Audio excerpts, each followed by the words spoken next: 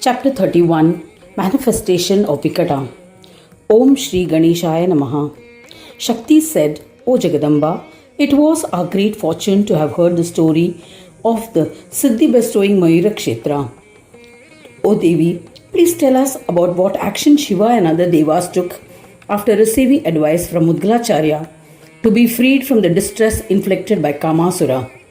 Adi Shakti said to them, after Shiva and other Devas performed Namaskar, the Guru of the Yogis, the illustrious Mudgalacharya, departed.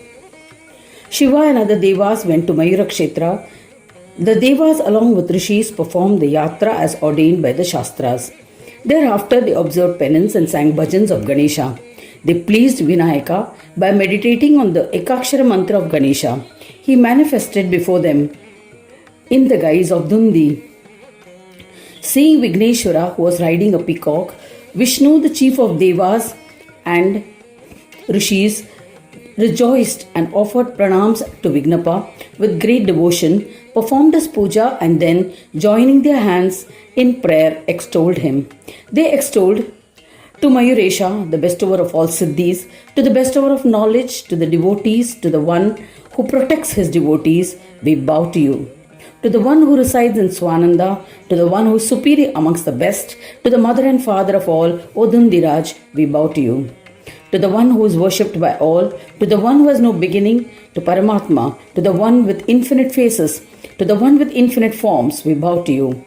To the one who bestows Siddhi and Buddhi, to the consort of Siddhi and Buddhi, to the most supreme monarch, to the bestower of boons, to the superior ones, we bow to you. To the three-eyed one, to the one with four arms, to Kanjapani, one holding a lotus, to Lambodara, to the one who has Seshnak tied around his navel, we bow to you. To the effulgent one, to the one who shelters Maya, to the driver of Maya, to the Brahma who is in the form of Brahmas, to Ganesha, we bow to you. To Ekadanta, to the one worshipped foremost, to the omnipresent one, to the one with ears like winnowing fans, to the form of Yoga, to the one who bestows peace, we bow to you. To the one whose frontal side of the body is the form of Vishnu, to the one whose right side of the body is the form of Shankara, to the one whose dorsal side of the body is the form of Shakti, to the one whose left side of the body is the form of Surya, we bow to you.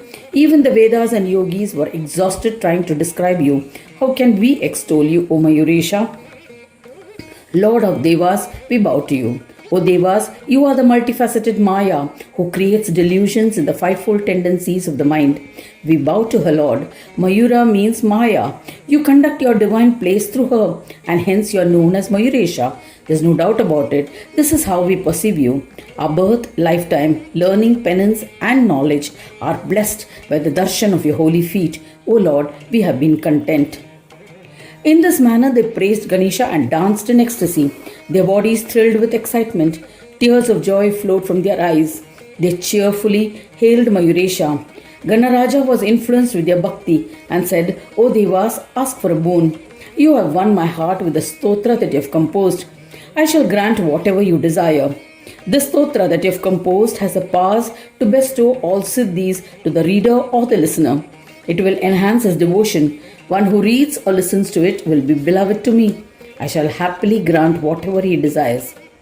Devas replied, O Ganadhyaksha, if you are pleased with us, then grant us steadfast devotion. O Lord, please kill the ferocious Kamasura. O Gajanana, he has dethroned the Devas and dislodged the Munis from their positions. Hence, he must be killed. Ganaraja assured Tathastu and disappeared. The delighted Devas then returned to their mountains. O chief Shaktis, they immersed themselves in bhajans of Ganesha, waiting for the destruction of Kamasura. Once Kamasura was seated in his assembly, he heard a frightening and celestial announcement.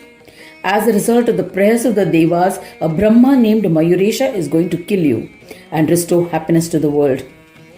Hearing it, Kamasura trembled and fell unconscious. Hearing about the horrendous announcement, all the Daitya leaders gathered around him. With great efforts, they revived him to consciousness. He told them of the celestial announcement. The Daityas were enraged and said to him, It has been said in the Vedas that Devas are our foremost enemies. O Swami, O intellectual one, we had advised you to kill the Devas, but you spared them. Now the Devas have committed this grave deed. O Maharaja, you need not fear anyone who has been created, sustained, or can be destroyed, or anything that has been created from such a being. This leader of the Devas cannot do you any harm. O Maharaja, command us to kill the Devas. We shall not let any Deva live. We shall be safe only when all Devas are eliminated. Kamasura issued orders to kill the Devas. Kumbhakarna and other Rakshasas advanced to the mountain caves and forests. They found that Rishis and Devas hiding in the caves of the Meru mountain. They unleashed weapons and astras on them. A frightened Shiva and other Devas remembered and contemplated on Mayuresha. They prayed, O Lord, O Ocean of Mercy, please hurry as we are faced with a calamity and protect us. The moment they remembered him with devotion, Heramba, whose flag has a mouse as a symbol, mounted on the peacock, carrying his weapons, promptly came to their rescue. He was shining brightly. The Devas were astonished and extolled him by chanting various stotras. The lustrous form addressed the Devas and Rishis, saying, O fortunate ones, I am Vikata, literal meaning it is having an unusual size or aspect. Do not waste any more time singing my bhajans. I have created Maya in the form of Mayura, endowed with various kama, desires. I am devoid of any kama. Hence, worship me without any desires. Dear Devas, detach yourselves from illusory pleasures and you will be able to visualize my form. These words startled them. They gathered all their mental powers and drove kama from their minds. It was then that Devas and Rishis could visualize Lord Ganesha. The Devas and Munis, terrified by the weapons of the Daityas, bowed and stood before him. Vikata was enraged and said to them, By mere darshan, you should have become fearless. O Maheshwaras, now pick up your weapons and get ready to fight. You have my support. When Kamasura arrives, I shall kill him. Encouraged by Vikata, the Devas fearlessly picked up their weapons and confidently fought the Daitya army. Indra manifested suddenly and attacked Kumbhakarna with his Vajra and incapacitated him. Daityas fled in fright. O Devis, after 2 muhurtas, the Rakshasa regained consciousness. He was terror-stricken and ran away. The victorious Devas offered pranams to Vikata and cheered with victory slogans. They extolled the Lord of all, Vikata.